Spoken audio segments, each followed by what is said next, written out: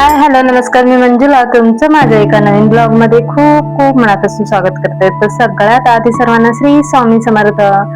तर इथे आहे ना, गावचा हा दुसरा दिवस आहे आणि इथे देवपूजाची सगळी भांडी मी काढलेली घासायला. देवपूजा हे मिस्टरच करतात, गावी नेहमी देवपूजा मिस्टर करतात. तर आज निघायचं होतं, तर भरपूर कामं होती. त्यामुळे मला बोलले की तूच कर देवपूजा. त्याने आंघोळ वगैरे केली नव्हती, तर म्हटली चला मीच करून घेते. तर गावाला एवढा पाऊस आहे ना, खूप पाऊस आहे आणि गावाला गेलो कसं वाटतं येऊच नाही लवकर. ह्या वातावरणात तर असं वाटतं येऊ नये, कारण की खूप मस्त वातावरण, थंड वातावरण आहे. त्यामुळे असं वाटतं येऊच नाही की गावीच राहावं. पण काय करू शकत नाही, मुलांची शाळा आहे, आपलं काम आहे, त्यामुळे आपल्याला यावंच लागतं. इथे ना माझी भांडी वगैरे घासून झाली आणि घेऊन जात होते मी. तर इथे घर वगैरे बंद असताना, त्यामुळे मग मंदिरातल्या मूर्त्या वगैरे जेव्हा जातो ना तेव्हा घासूनच घेतो, कारण की नंतर मग घासायला वगैरे भेटत नाही. आणि जेव्हा येऊ तेव्हा कधी येऊ गणपतीला, आता तर गणपतीलाच येणं होतं, तेव्हाच कुठे मंदिरात बसताना त्याच्यामुळे ते घासूनच घेते. तर इथे ना माझी देवपूजा चालू आहे.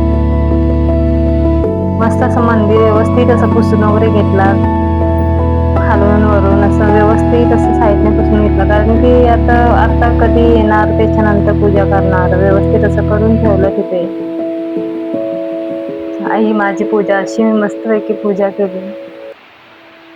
पूजा केल्यावरती घर कसं प्रसन्न वाटतं.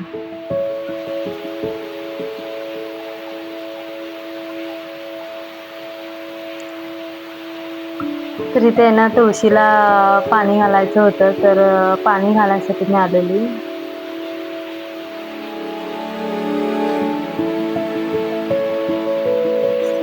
गावाला पाऊस खूप आहे आणि थांबायचं नावच नाही पावसाचं, खूप पाऊस आहे.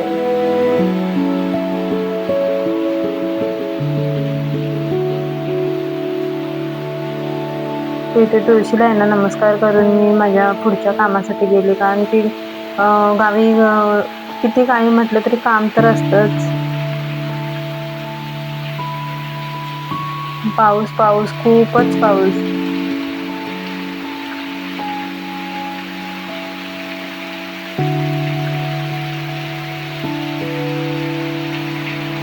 गेल्यापासून पाऊस चालू होता, तर पाऊस चालूच होतं, नुसतं म्हणजे असं थांबतच नव्हतं, रेग्युलर चालूच होतं पाऊस.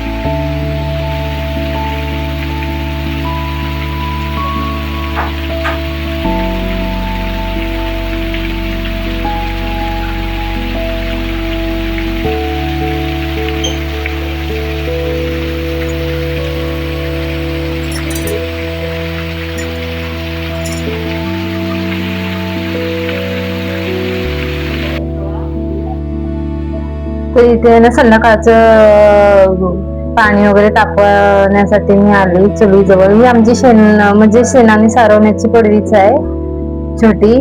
आमच्या आईना खूप आवडायची अशी सारवलेली पडवीवरती जेवायला वगैरे.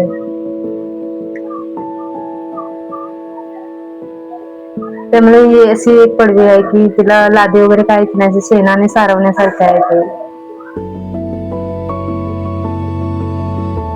तर आज निघायचं होतं मुंबईला, त्यासाठी सगळी घाई गडबड होती आज.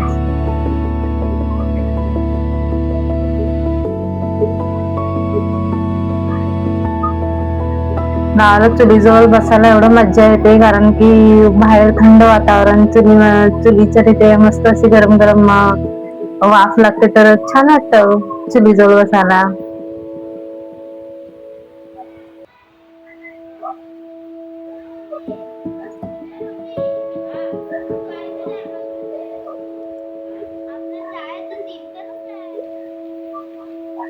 तरी ते ना आम्ही बाहेर जायच होतो, रानामध्ये जायचं होतं भाजीपाला आणायला, त्यासाठी आम्ही निघालेलो तिघे पण. पाऊस काही थांबायचं नावच नाही, कंटिन्युअली पाऊस होतं पाऊस.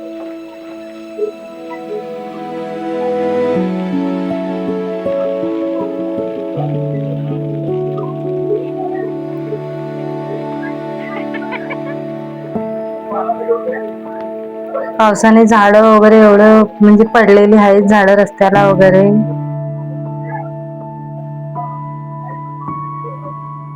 शेतामध्ये एवढं पाणी भरलंय की तम्म एकदम झाले, फुल शेत भरलेली आहेत पाण्याने.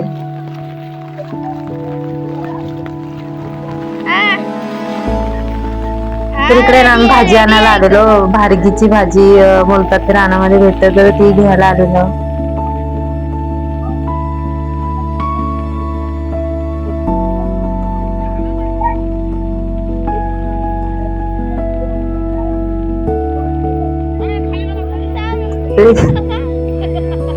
इथे मला घाबरवत होते की सापाला सापाला असं करून ते मला घाबरवत होते.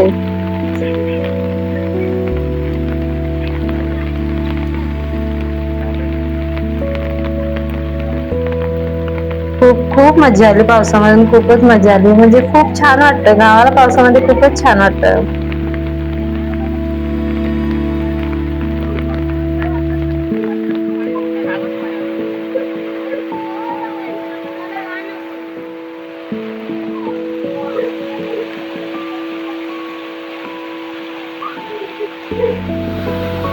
जेवढे इथे धबधबे असे बघायला चांगलं वाटतं, तेवढंच खूप भीती वाटते. पाण्याच्या जवळ कोणीच जाऊ नये. जेवढं पाणी चांगलं आहे तेवढंच वाईट आहे. इकडे रानामध्ये गेलेलो, झाड वगैरे बराबर आलेली आहेत की नाही, कारण की ती जी लावलेली होती ती बघायला जायचं होतं, तर तिकडे आलो होतो.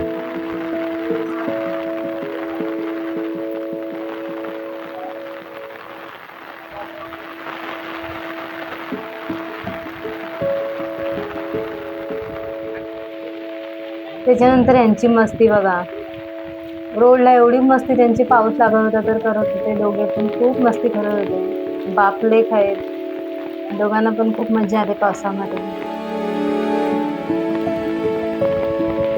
शेतामध्ये पाणी एवढं भरलेलं आहे, एवढं भरलेलं आहे, खूप पाणी भरलेलं आहे. तर त्याच्यानंतर आम्ही घरी आलो, आणि घरी आल्याच्या नंतर जी काही भाजी वगैरे आणलेली होती तर धुवायची होती, पानं वगैरे.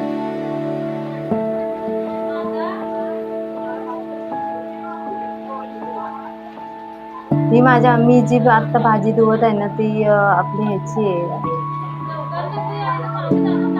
हळदीची पानं आहेत ती. पाण्यात माती वगैरे होती तर ते धुवून घेते, कारण की पाणी पण होतं पावसाचं, तर धुवून घेतलं, त्याच्यामध्ये स्वच्छ असं पाणी होतं. कारण जायची पण घाई होती, पटापट इथे हे धुवून घेतले पानं.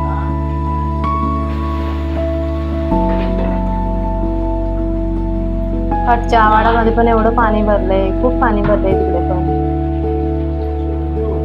पूर्ण दिवस रात्र नुसतं पाणी चालूच आहे, पाऊस गावी. तर इथे ना हे सगळं जे काही भाजीपाला आणलेला होता ते सगळ्यांना बांधून द्यायचं होतं. तर माझ्या सासूबाई होत्या, तर त्या सगळ्या द्यायच्या. सगळ्यांना व्यवस्थित असं बांधून असे वेगवेगळ्या करून ठेवायचे चौघांसाठी. तर इथे त्यांची आठवण आली की आम्हाला याची कधी गरज पडली नाही की आम्ही म्हणजे असं स्वतःहून कधी करू.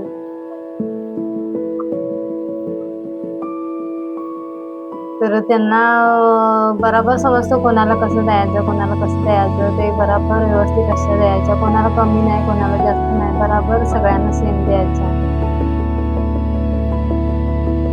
तर त्या होत्या तेव्हा खूप मज्जा यायची, कारण ती वेगळीच मजा होती घरामध्ये. म्हातारा माणूस तर पाहायचीच घरामध्ये. आणि इथे आमच्या आईंशिवाय घराला घरपणच नाही काय. त्यांचा आवाजच असा होता की पूर्ण घर भरलेलं वाटायचं, त्यांच्या आवाजानेच घर भरलेलं वाटायचं. तर जरी का बसून असला तरी असं काय नाही वाटायचं, खूप चांगलं वाटायचं, मज्जा यायची त्या होत्या तेव्हा. सगळ्यांचं व्यवस्थित असं हे करून ठेवले, कारण की चौघांना पण द्यायला लागतात वाटण्या. आणि जेवण वगैरे झालं आणि जायला निघालो, तर असं काय पाऊस आलेला जोराचा, मग परत थांबावं लागलं. कारण एवढं जोराचा पाऊस आला, गाडीमध्ये बसायचं तरी कसं. तर थोडा वेळ परत थांबायला झाला, कारण खूप पाऊस आलेला.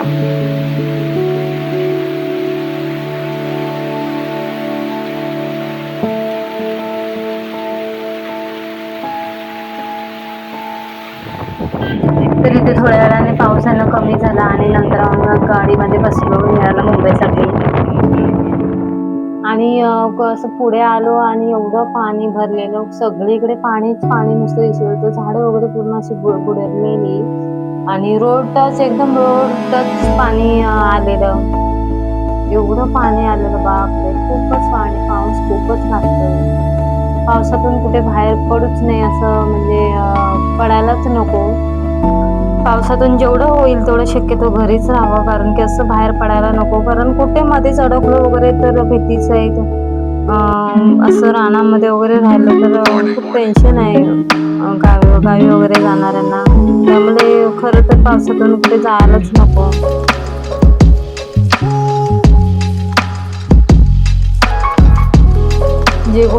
जे कोणी कुठे गेले असतील, पावसातून बाहेर वगैरे पडले असतील, तर त्यांनी खरंच त्यांची स्वतःची काळजी घ्यावी, कारण की खूप पाऊस आहे आणि जिकडे तिकडे भरपूर पाणी भरलेलं आहे.